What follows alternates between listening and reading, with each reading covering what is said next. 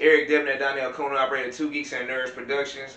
Along with my brother and business partner Black Samurai, who's not here today or whatnot, I'm doing this interview right here solo with author Welford Williams Jr.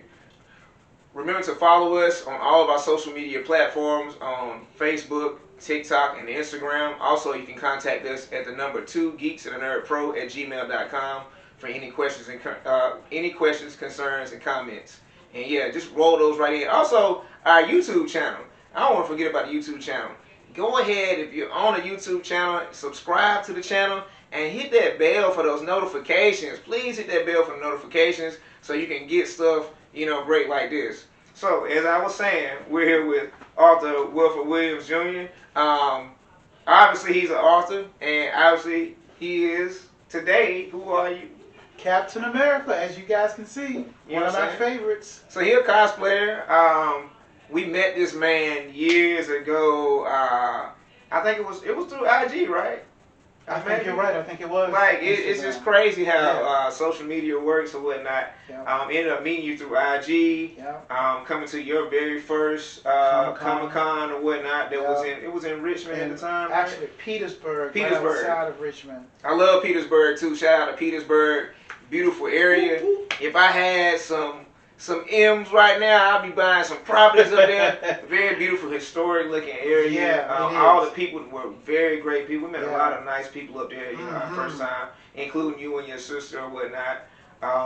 And so yeah, we ended up meeting through IG. He invited us up to the Comic-Con or whatnot. And then we went to another Comic-Con. I think it's been about 2 years. 2 years now, yeah. The first one was in 2018. We called it Fantasies and Oddities Comic-Con. And this one was called Kids with the letter Z Comic-Con Book Festival because since that time I've become an author. I've written 3 books. Yeah. Which I actually have, I believe Super Souls is in my backpack over there. Nice. I really believe or whatnot. Yeah, so great author, great person. So, we're going to jump right into, I guess the bulky part of the interview.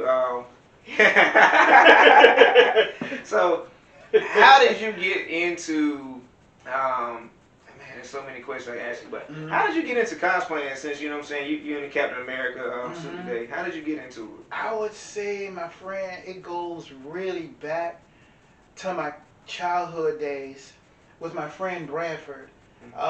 Brad was one of those guys, he grew up in a black family, but we could tell he wasn't all black, In the later years, he found out that he was Native American. Okay. But in the early years, when people would make fun of him and call him a white boy, he would say, "Go ahead, y'all, I'm black, man, I'm black, don't do me like that," and but yeah, Brad was a little, even though he was a little younger than me, in some ways he seemed like he was a little older than me, and he was really into comic books. And down the street from us, we used to have a 7-Eleven, and we would walk down the street to the 7-Eleven, and he would have his like $1 and some change, because back in those days, comic books only cost about 25-30 cents. And he would get, his favorite was usually Superman or Fantastic Four. But he would show me all of these other books to see what, moved me. And I remember liking the Defenders, and I remember liking Avengers. But I took on liking the Fantastic Four too. And in those days, telling my age, we had the Shazam and Isis Hour that played on Saturday mornings. And in the nighttime, we had Linda Carter's Wonder Woman. And we also had Lou Ferrigno and what was that actor's name who played David Banner? You remember? Yeah. Man, if you didn't ask me, I'll be able to tell you too. Yeah. It's in the back of my mind. It may come, but yeah, I would watch Wonder Woman and the Incredible Hulk roar at night. We also had the $6 Million Man. And I was always running around acting like I had the bionic eyes. So boys, we just love to imagine ourselves as those characters. And I also remember Lost in Space, and the phasers and stuff, and Dr. Smith, and little Robinson boy.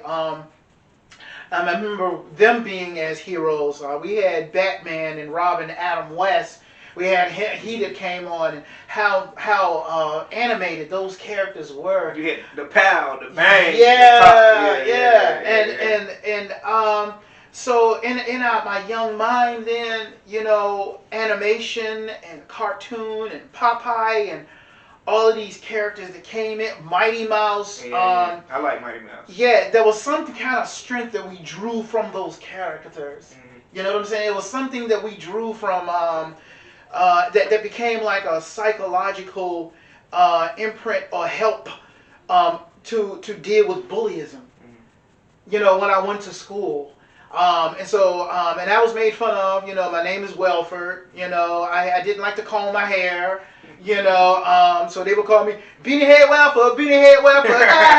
And you know, this was those days when black and white kids still really didn't get along really well. Yeah, yeah. But they got along when it came to making fun of Beanie Head Welford. Yeah. And you know, I didn't look at my name as a geek or nerd name or something like that, but as I grew older, I began to realize it is a different name, and I am kind of skinny, and I do wear glasses, and I do talk articulate, and when I got older, girls started saying, you know, you do talk kind of funny for a brother, you know, it's like you're white or something. Wait a minute, I'm not all of that. I can't stand when people like, you don't talk black or whatever, and it's like, so, the stereotypes, and I was telling somebody about this the other day, like, you don't, like, I'm from the country. Yes. I'm a country boy. Yes. It comes out sometimes, but also my grandmother raised us to know how to speak properly. Mm-hmm. So even when I used to have locks and stuff, I remember I was in this this beauty shop one time. This Ethiopian guy, he was talking, and this is like when, you know, locks were in the area in Charlotte.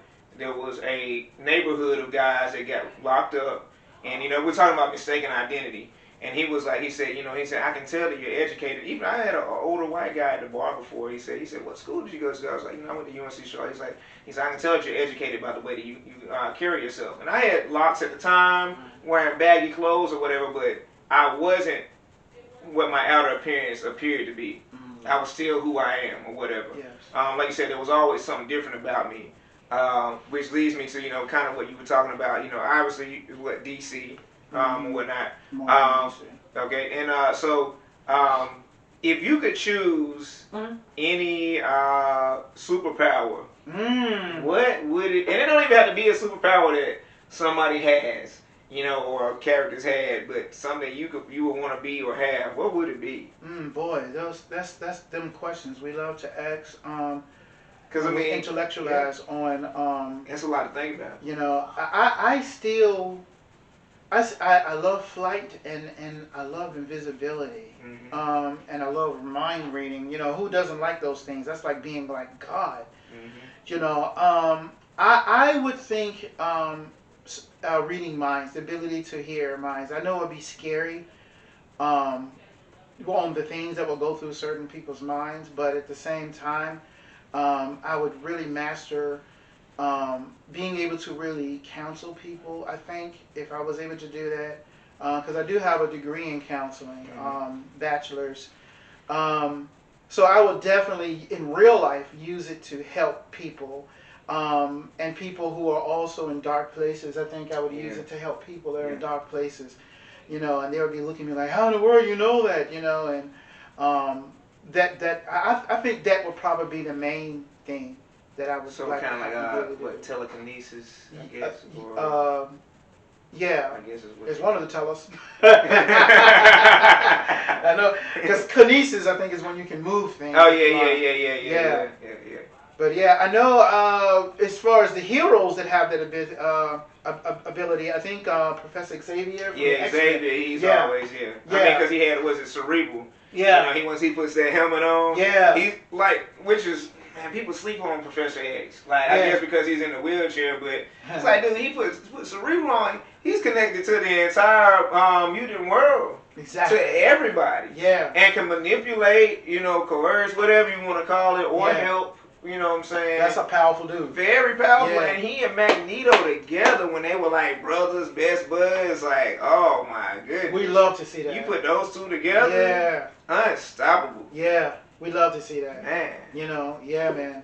But yeah, to answer that question, yeah, man, that was really initially how I came to it. My friends, like you guys, my friends, you know, and for us as African American males, young males, that stuff is really important, you know, because if you've been raised to live right, you know, by your mom or by your dad or your mom and your dad, you as young black boys, you know, we look for avenues to be looked upon in a right light, in a good light, by people.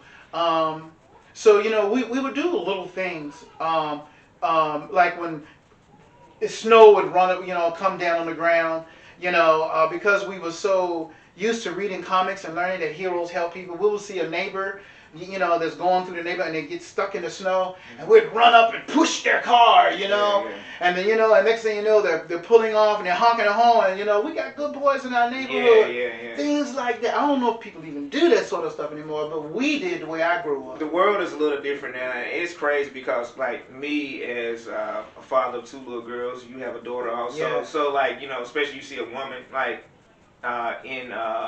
in need or whatever. Like even yesterday, I went to Culver's and I saw a lady. My daughter's like, "Oh, look at that car!" And she was in the next parking lot over, and the steam was coming up out of it. And it's hard to help people nowadays because now people like everybody wants something for something. So like you know, I'm like, well, do I go over and try to help this lady and her daughter? Well, her daughter's like older, so it wasn't like they want trapped on the side of the road. And it was like, or do I just keep on going about my merry way? We saw some.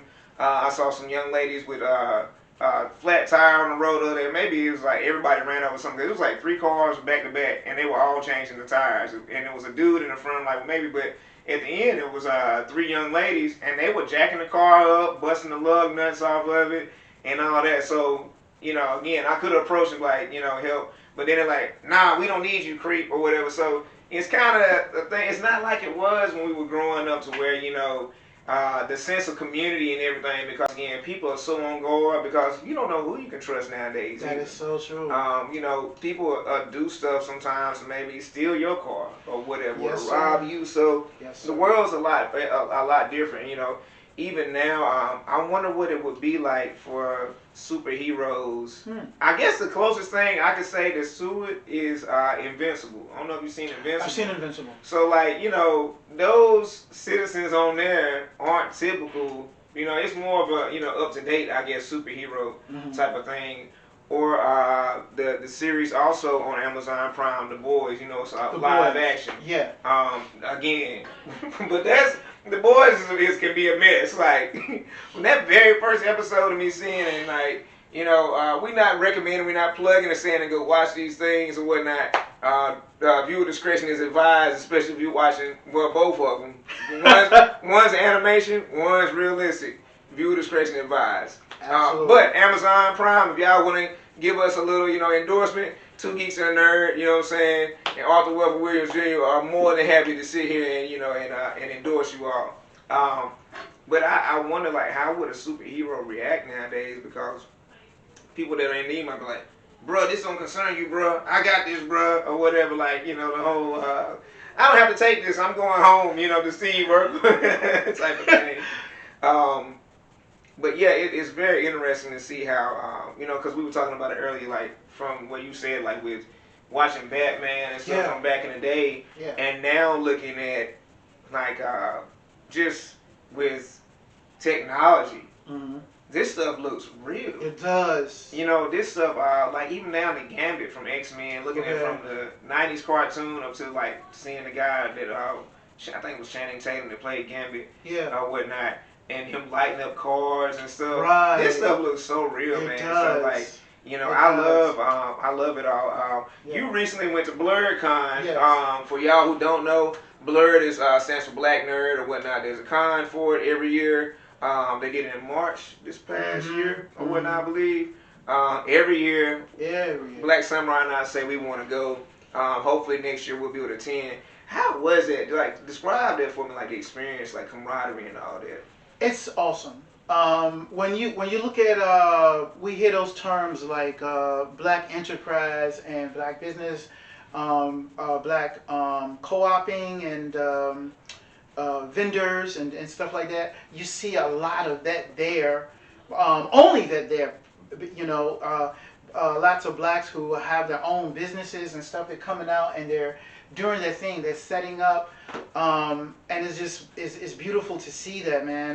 Because in the past, you know, we just didn't really have a lot of that. But at the BlerdCon, you see a lot of that. Vendors out there. You see a lot of black people who are wearing costumes.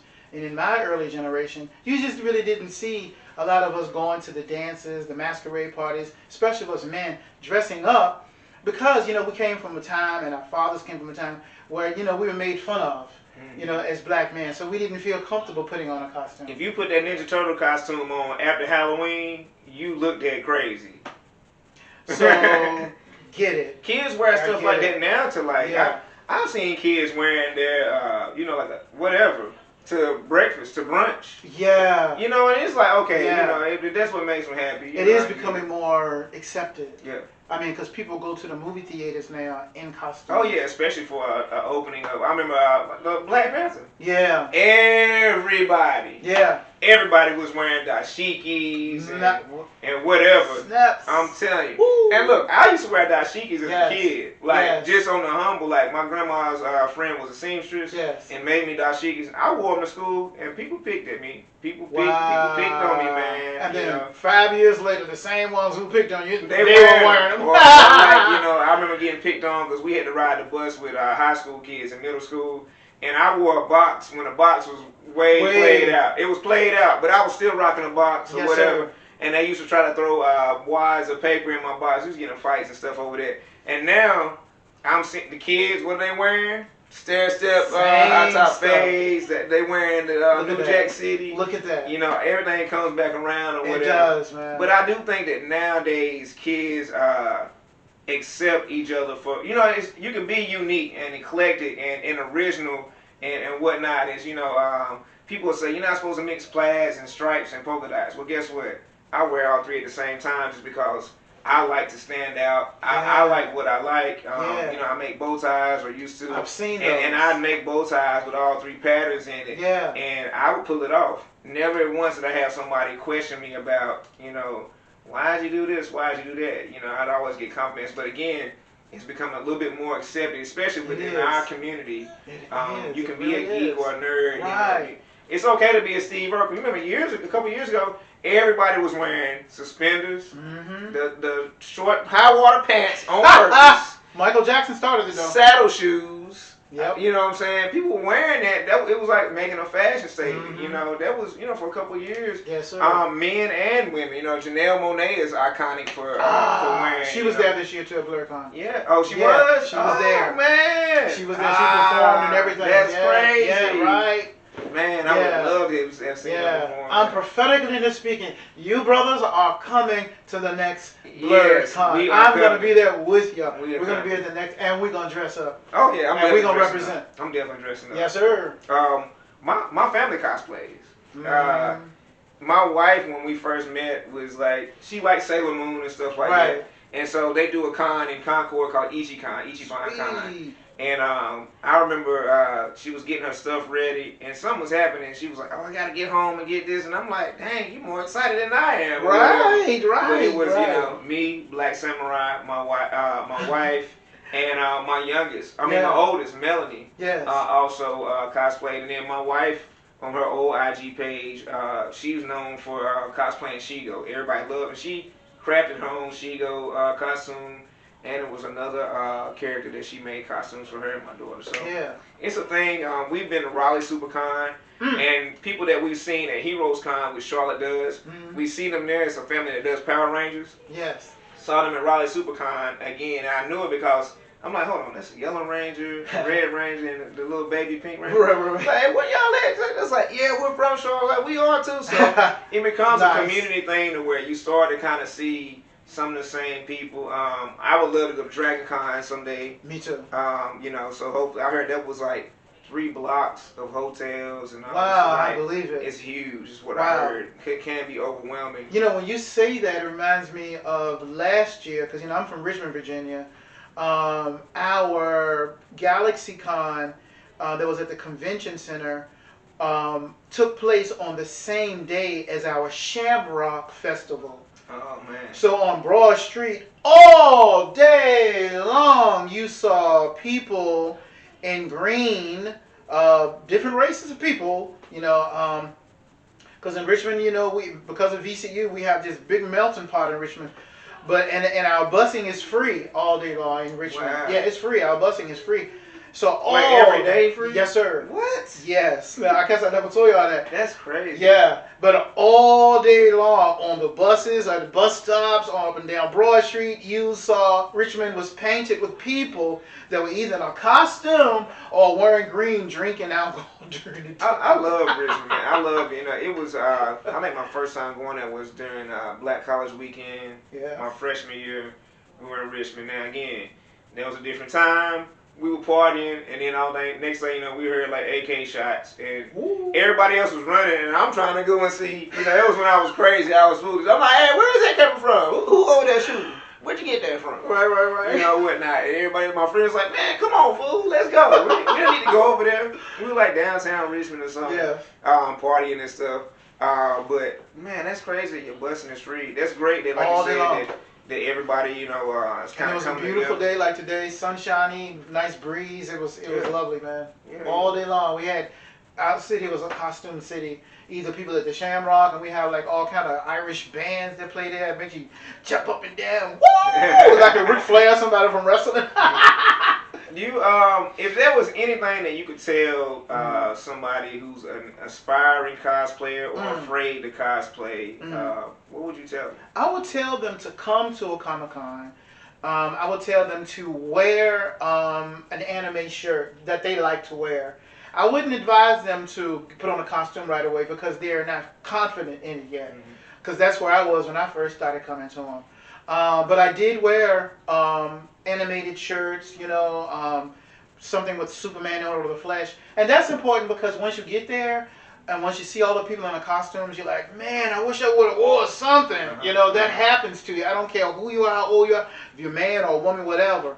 You're going to feel something like that. So when you wear at least a t-shirt, that makes you feel a part of the event, it takes care of part of that, when you go there. And bring some cash because, like you said, even if you wear a t-shirt, like we wear our 2 Geek stuff, all the time when we go to events and stuff. Like if I don't want to dress up, I at least wear this. And people say, hey, where'd you get that shirt? I'm like, well, it's, a film company, blah, blah, blah. Wear something, like he said, that makes you feel comfortable. And bring some cash, or your card because there are vendors selling everything. Everything. Do not come empty-handed. No. So, do your research. Sometimes we Google cons. There's always a con, especially this is con season. Spring to fall. It's Actually, time. it is. Yeah. It's con season, y'all. So in Richmond right now, we have a con going on. Going on right now? Right now. Out here today, we have a Hot Wheels festival going on. Wow. But it's not the cars. It's the real life size. Right, I've seen them. And I wanted to go today. I may not make it or whatnot. But just Google cons near me. Y'all also have a cherry wine festival happening here somewhere too. I think it's this weekend. Yeah, y'all got something like that. We might have to go. Hey, yeah. Y'all know about cherry wine? It's a North Carolina drink. I'm telling you, man. If you ever go to Cookout out here sells cherry wine. You can get you a cherry wine float, and it's out of this world. Cherry wine is that Carolina thing. My cousin, when we were young, he come down from D.C. for the summer.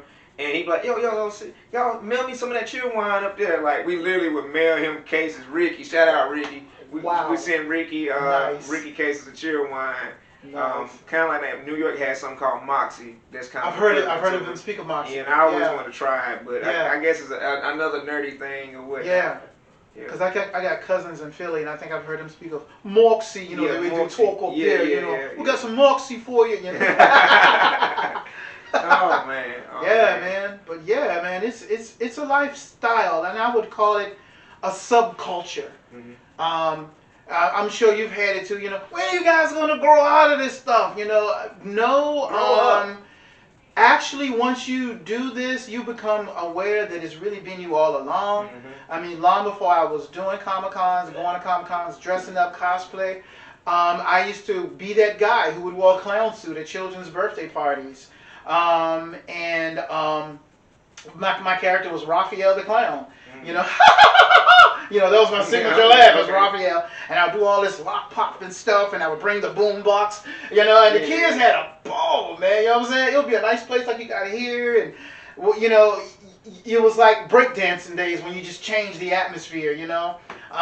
So I came from a background with that. My sister in Richmond and Glen Allen when we grew up. A lot of my friends were disc jockeys and stuff growing up. So I always had this air of people that was always about celebrating life and people. So con became me out of that as well.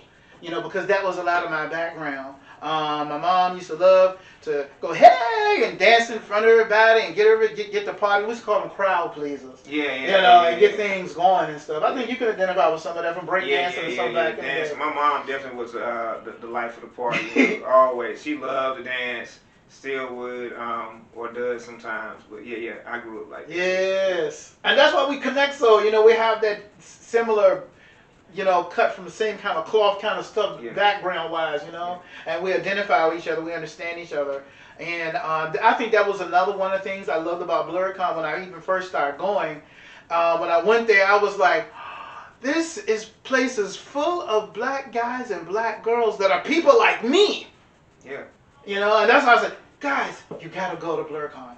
You're gonna. I even saw a dude who looked like you. He was carrying one of these. I shot that. Did I shoot you the picture? I think so. Yeah, he even looked like you. I was like, y'all gotta go. I mean, on Friday nights they have the glow parties after the con. When they have the glow sticks and stuff, and they have the balloon ball that they hitting all over the place while they're dancing and stuff. Seeing the girls come up there dressed up like Playboy bunnies, doing the raves and stuff like that. What's that? And Sailor Moons and stuff. I'm telling y'all, do not sleep on the cons. The last night of the cons, those raves they have. I'm telling you, look, I worked in the hotel industry for years. Yes. And we threw these cons, like we did Monster Con, like I said, EG Con and stuff. And these people, if y'all talking about Freaknik, no. Matter of fact, I was telling you, they're doing a BlerdCon or at the beach in North Carolina this summer, I believe. And they're deeming it the Freaknik of the cons or something like that. Freaknik of the cons. Yeah, so they already know. But it's people just everybody loves everybody. This ain't one of the places where people are fighting. If they are, they play fighting. Exactly. People, they doing photo shoots. People, yes. I've seen some where people are shooting fight scenes and stuff. I saw one with some like Jedi Masters doing some stuff. I love that or stuff. whatnot. So I mean, it's something for everybody. It isn't just comic book people, but it could be Star Wars, any type of fantasy. Type of stuff, or you can also have your own character, what I'm saying? A lot of people might have a signature character that they wear, but they also, like, we wear some of our own character stuff that from some of our TV shows and movies and stuff that we're creating, and I love it. I love that because people be like, well, who are you? It's like, oh, well, I'm such and such from, this TV show that's coming out, and, be on the lookout for it. When you are there, you literally feel like you're in a movie. Yeah. That's what it feels like. And things happen in sequential order sometimes like that. Because I remember the first time I went to BlerdCon, I brought 3 different outfits. I brought a Batman, I brought Cardassian from Star Wars, and I brought a Brown Hornet, if you know who that is, Bill Cosby show cartoon years ago. And what do you know? I was wearing the Lando Calrissian outfit, which is not a very popular outfit. But lo and behold, they had a Star Wars video shoot, picture shoot that day, unbeknown to me, and I walked right in, and some white guy in the back guy said, "Hey, you are only Lando." And so, they had these photo shoots of the guys taking pictures of the Mandalorians against the Jedi. Anybody who knows anything about Star Wars, their enemies. You had Darth Vader's, and oh man, was it?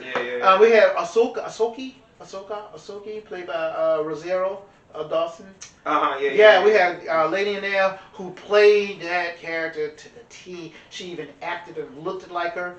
I was like, whoa, I don't think I want to mess with her. She looked like she might cut me up or something. But man, I mean, that's what I love about it. The energies at con are just unreal. That's why I love it so much. I love what it does for our communities. The first con I went to in 2016, I had just taken my little daughter. I wrote about it in my first book, Super Souls. My little daughter, London, she was only about 4 or 5 years old then. We was riding down Mechanicsville Turnpike in Richmond, Virginia, and we saw on a billboard Wizard World Con. It was the Wizard World used to come before Galaxy. And it said Wizard World Con, and I was ready, and I was like, oh my God, it's real? And my little daughter was sitting in the back seat. She said, what do you mean, Daddy? I said, remember you and I looked at TV, and we saw those guys on TV, and you asked me, were they men or boys? And you know what show that was, Big Bang Theory. You know, and they were dressed up like superheroes and stuff. She said, yeah. I said, there's going to be a festival party, because I'm talking to a 4-year-old. Well, there's going to be a festival party here where people dress up like superheroes and stuff. And she said immediately, I'm going to be Wonder Woman. She was ready. And when they had it on, her mommy had her a little Wonder Woman outfit. And I saw those ladies hug my little daughter. And you know all the stuff we've been through culturally as black people. I saw these Asian ladies and these white ladies, these black ladies hugging my little daughter who were all dressed up like Wonder Woman. It hit my heart in a certain place. And I feel in Comic-Cons ever since. When I see what it does with communities and how it brings people together, it's beautiful. Even people I've seen there who look like they might have had a racist mindset are looking at us and going like, wow, that black guy and white girl are dressed up together as Batman and Batwoman.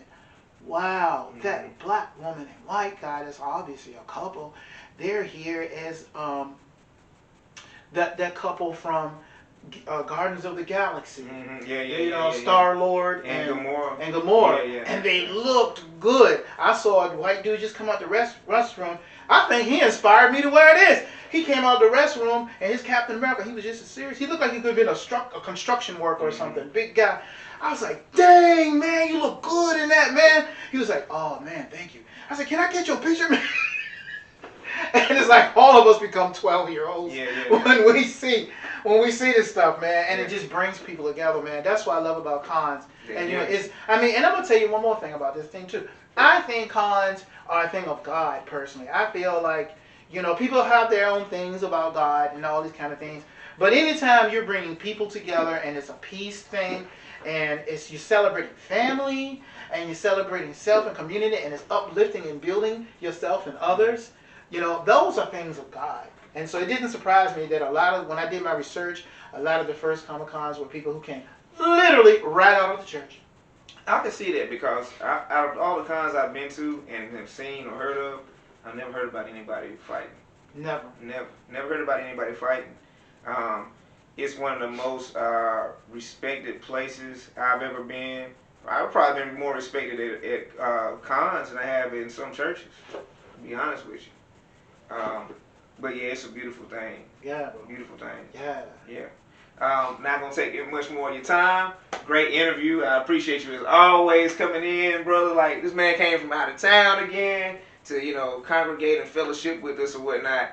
So we appreciate you. Again, y'all, if you have any questions, concerns, or comments, you can also always email us at the number 2 Geeks and a Nerd Productions at 2 Geeks and a Nerd Pro at gmail.com. You can also find us on Facebook, TikTok, and Instagram. And, you know, remember to like, share, comment, and subscribe by hitting that button also so you can get those notifications. Until next time, we're the Geeks, you are the Nerds, but we all the nerdiest.